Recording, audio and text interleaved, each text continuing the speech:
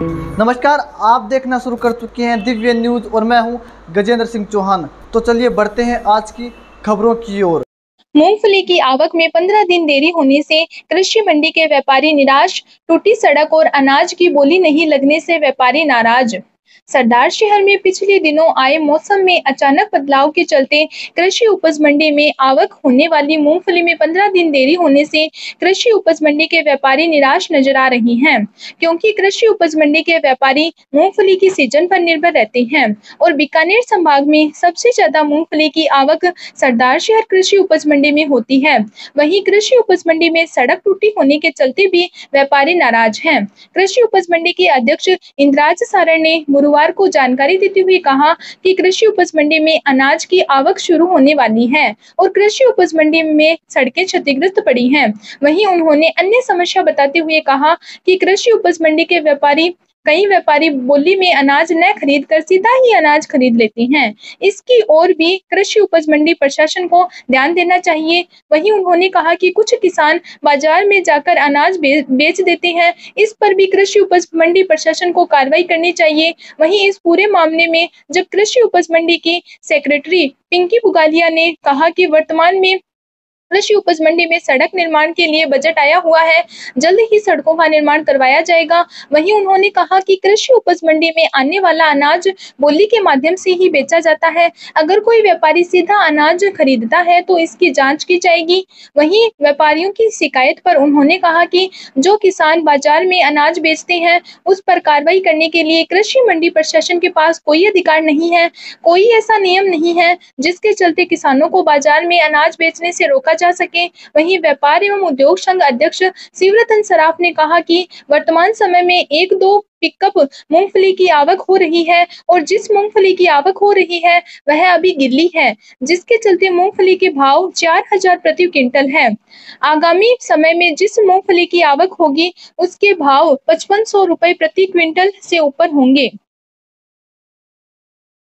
तो चलिए बढ़ते हैं आज की अगली खबर की ओर। 3 महीने पहले गुम हुई पत्नी को ढूंढने की पिचकराई ताल निवासी व्यक्ति ने डीएसपी से लगाई गुहार।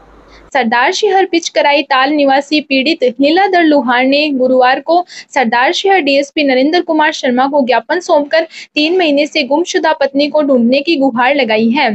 लीलाधर ने ज्ञापन के माध्यम से बताया है कि 10 जून 2022 को उसकी पत्नी संतोष लुहार का अंतिम बार मोबाइल से शाम 4:30 बजे फोन आया कि वह सरदार शहर बस स्टैंड पर है और बस पकड़कर ससुराल गाँव पिचकराई ताल आ रही है। 10 जून 2022 से आज दिन तक उसकी पत्नी लापता है, जिसकी सूचना उसने पुलिस थाना बानीपुरा को दी थी, परंतु मुझे कोई रिपोर्ट नंबर, पत्रावली आदि नहीं दी गई। मेरी पत्नी ने मुझे 26 सितंबर 2022 को अचानक दोपहर 12:30 बजे एक मोबाइल नंबर से व्हाट्सएप कॉल करके वॉइस रिकॉर्डिंग के माध्यम से कहीं गुमनाम जगह होने की सूचना दी। जिस उसकी पत्नी गत 10 जून 2022 से लापता है, वह ना पीहर में है और ना ही ससुराल में है। जापान के माध्यम से गुहार लगाते हुए कहा है कि उसकी पत्नी की तलाश करने में मदद करे। उसकी पत्नी की जान आज भी गुमनाम जगह खतरे में है। तो चलिए बढ़ते हैं आज की अगली खबर की ओर। बाइक पर लिखवाया गैंगस्टर और टंकी पर बनवाई AK-47 बंदूक की फोटो, पुलिस थाने के आगे यातायात पुलिस ने किया सीज। सरदार शहर यातायात पुलिस यातायात नियमों की अवहेलना करने वाले वाहन चालकों के खिलाफ पिछले 4 महीने से लगातार सख्ती से कार्रवाई करती हुई नजर आ रही है और यातायात पुलिस की इस कार्रवाई का अब धीरे धीरे असर भी देखा जा रहा है। लेकिन अभी भी कुछ वाहन चालक की यातायात नियमों की अवहेलना करते हुए दिखाई देते हैं।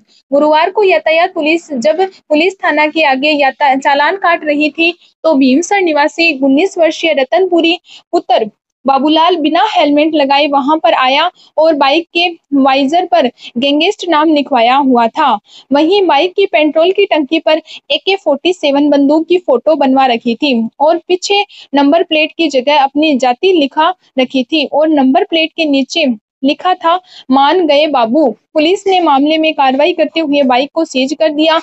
यातायात प्रभारी हेड कांस्टेबल गणपत राम और कांस्टेबल नरेंद्र दैया ने गुरुवार को कार्रवाई करते हुए 21 वाहन चालकों के चालान काटे और 9 वाहनों को सीज किया।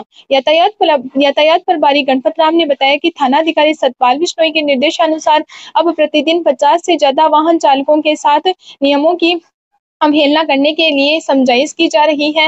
विशेष तौर पर जो बाइक सवार बिना हेलमेट लगाकर बाइक चलाते हैं और क्षमता से ज्यादा सवारी बैठाते हैं, उनके साथ विशेष तौर से समझाइश की जा रही है। समझाइश का मुख्य उद्देश्य वर्तमान में बाइक से बढ़ रहे सड़क हादसों में कमी लाना है। वहीं यातायात पुलिस जब कार्रवाई करती है तो वाहन चालकों में हड़कंप मच जाता है और वाहन चालक अन्य रास्तों से होकर जाते हुए दिखाई देते हैं।